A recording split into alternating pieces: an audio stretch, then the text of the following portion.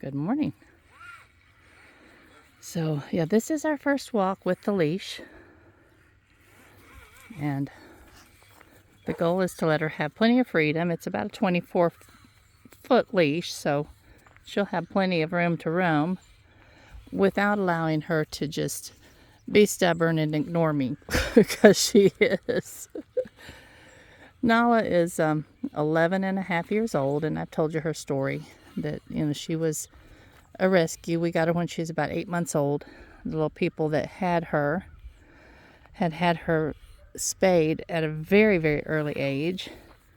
She was completely by herself, without any other animals around at all, not even a cat. She's doing her business, so let's let her alone for a minute. But the problem was her diet.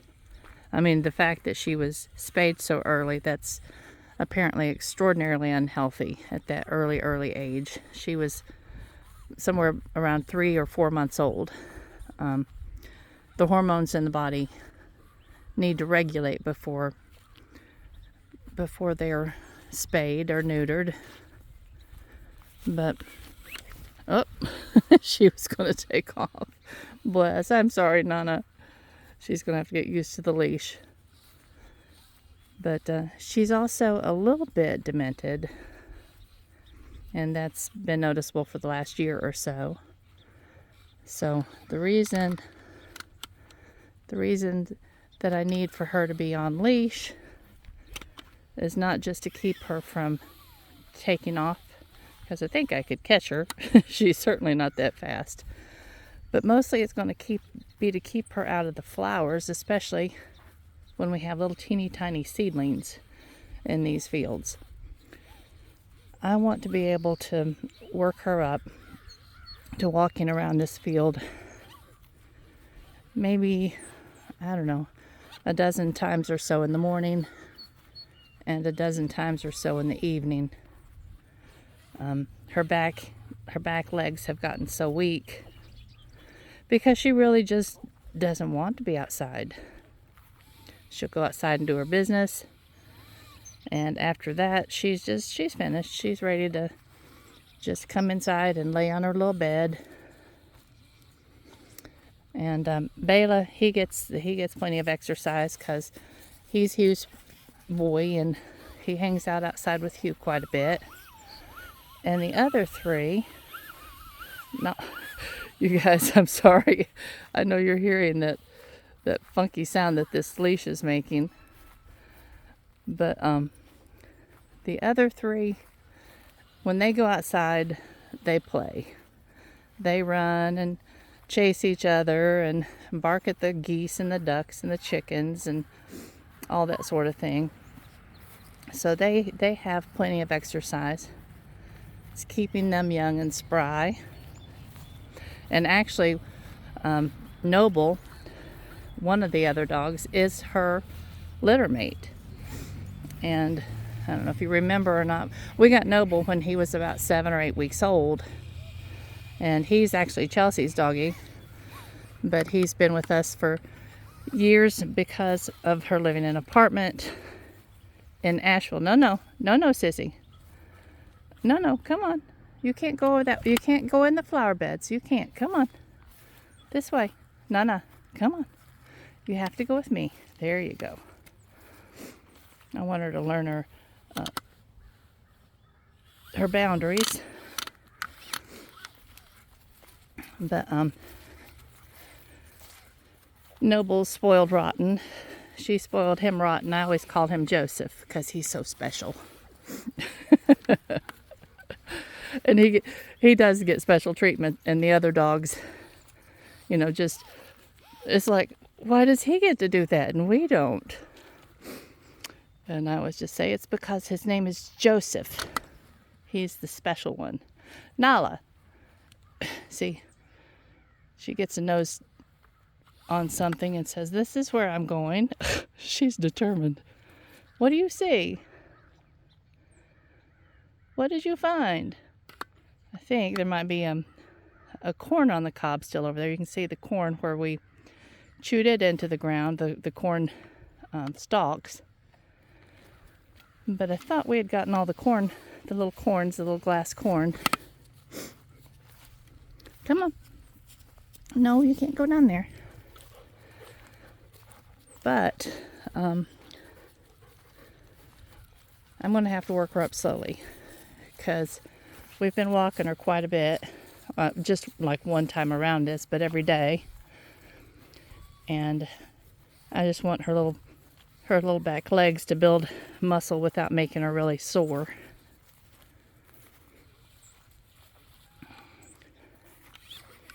Come on.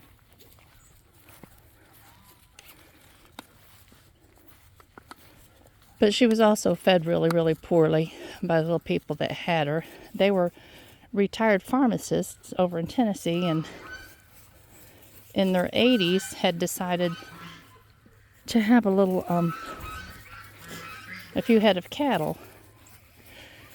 And I don't think that they realized that when they bought a working dog at 8 weeks old, that they wouldn't just automatically know how to handle things.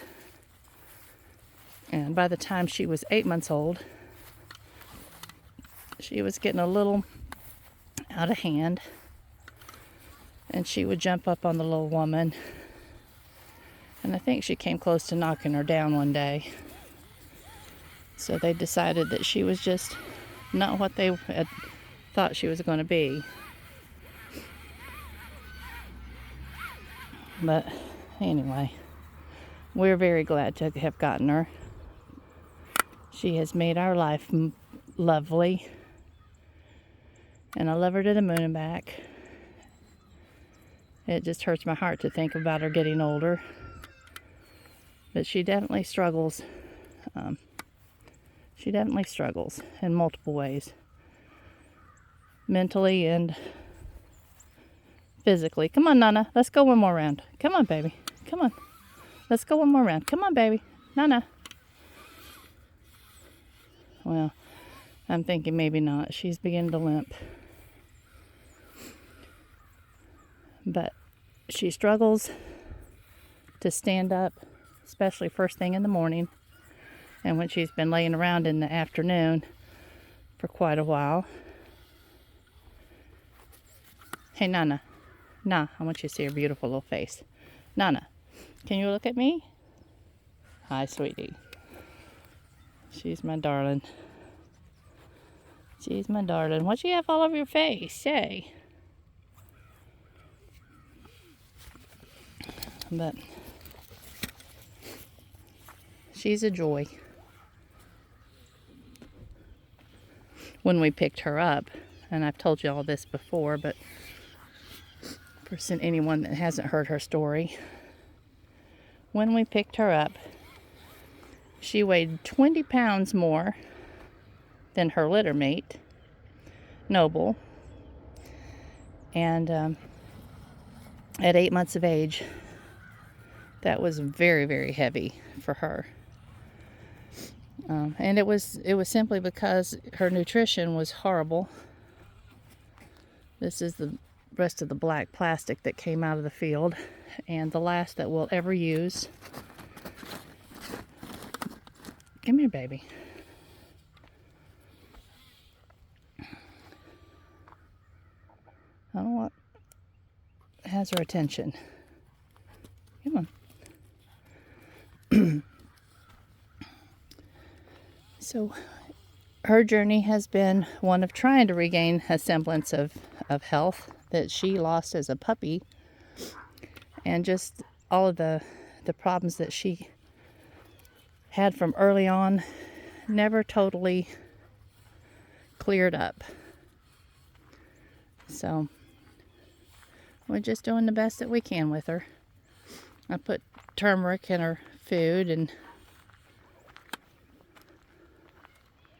try to make, the careful changes we can. And trying to make her lose weight, I'm telling you, y'all, that's like an impossibility.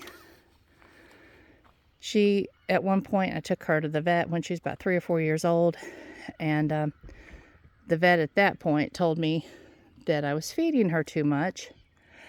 And I told him, I said, she eats like less than 2 cups a day. And he said, well, he said, I know that seems like not much for her size.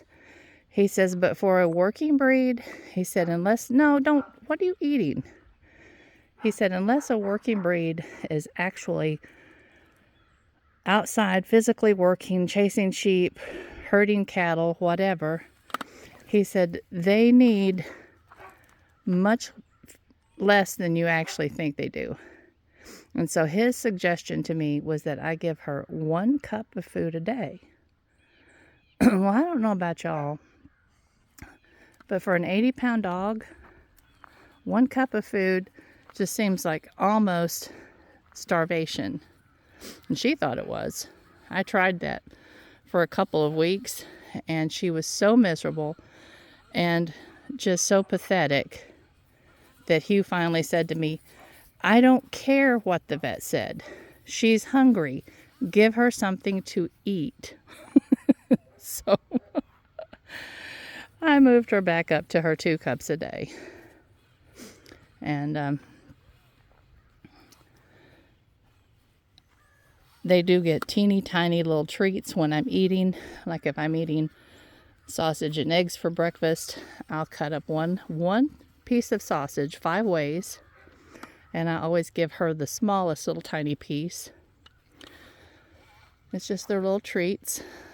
And yeah. It's basically just a smell.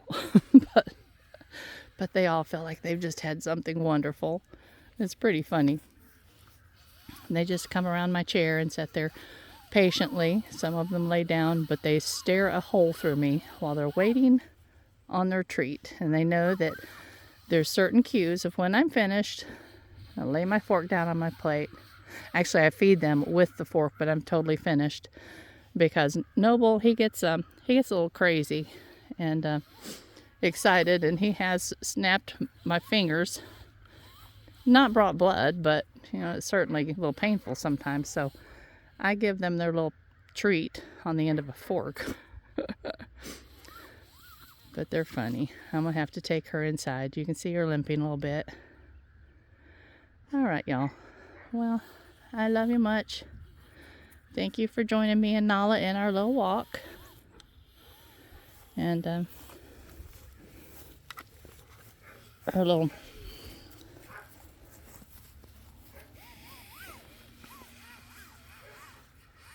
thing, whatever that's called, is loose on her. But anyway, have a beautiful day. It's supposed to be gorgeous here. A little bit of cloud in the sky. See a few jet streams. But yeah, it's going to be a gorgeous day. And I'm going to spend it in the field because tomorrow it's supposed to rain. So finish smoothing down the rest of the tops of my beds and get yeah, I know I was supposed to have gotten that done last week. It just didn't happen. A lot of things going on. But anyway, we'll get finished as much as we can. I'm hoping to at least get the beds sown with the winter rye or the winter wheat. And we'll put as much of the compost on them as possible. But at least once the seed is on the beds, they can germinate and start growing. And then the compost will just help protect them from the crows. But I love you all much. I hope your day is beautiful. And I'll talk to you tomorrow. Bye-bye. Nahla. Nahla. Can't even get her attention. Nahla. Come on, baby. Come on. Want to go inside? She says, no, I'm out here with my girl. Why would I want to go inside? And you guys said, you already said bye. Would you just stop already? I just want you to have a really, really good picture of her. She's such a pretty thing. Love you all. Bye-bye.